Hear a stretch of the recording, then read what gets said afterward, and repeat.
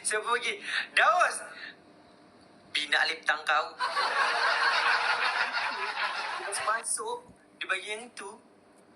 Kemain Daus. Ni tadi. Okey lah. Kalau macam tu. You're the funny way to mine and you're the offline.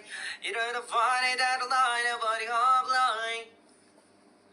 Kalau dekat dalam AI tu kan, kalau yang vibe-vibe macam orang suka dengar lagu Inggeris yang You know I'm from me, I want there, I'll be there. Cuba tengok siapa? Siut lah Daus ni. Betul, Rif lah yang suka lagu-lagu macam tu. Kalau Daus ni jenis-jenis dia suka lagu macam ni. Kalau Ika nampak dia, benar kata pujangga selasiku sangka mayang-mayang ku sangkakan daun selada. Okey, itu Daus.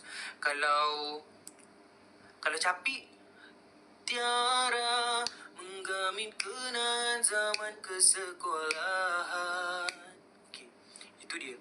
Kalau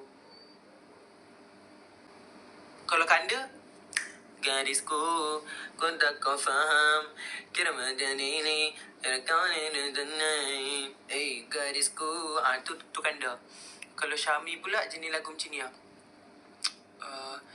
Sia-sia ku bertemu dengan cinta semu, tertipu tutur dan caramu. Kalau Nuah jenis lagu macam ni lah. Kalau Nuah macam ni, ada mbak dukun sedang ngobatin pasiennya.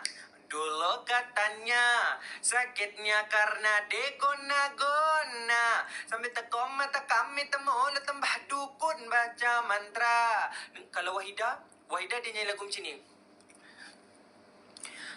Bila Israel datang memanggil, jasad terbujur di pembaringan. Kalau Abel Alif lagu ni.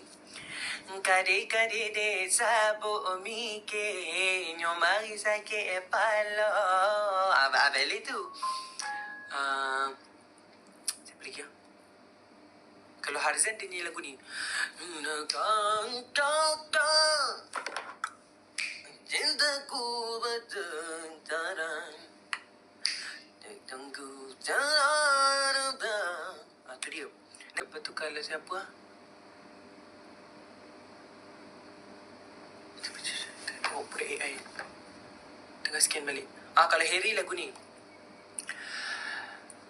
Aku tanya apa kabar, aku tanya apa kabar, aku tanya apa kabar, aku tanya apa kabar semua.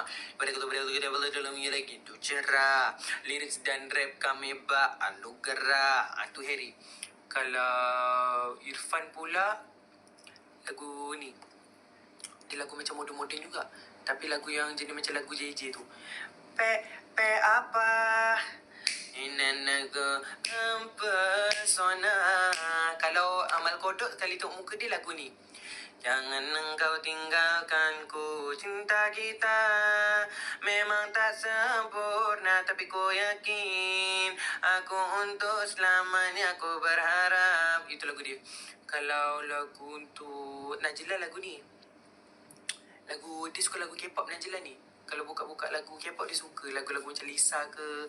Selali salami komilali salami. Kalau Faid dia lagu ni lah.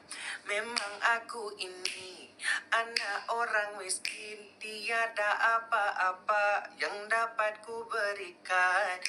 Aku memang cantik,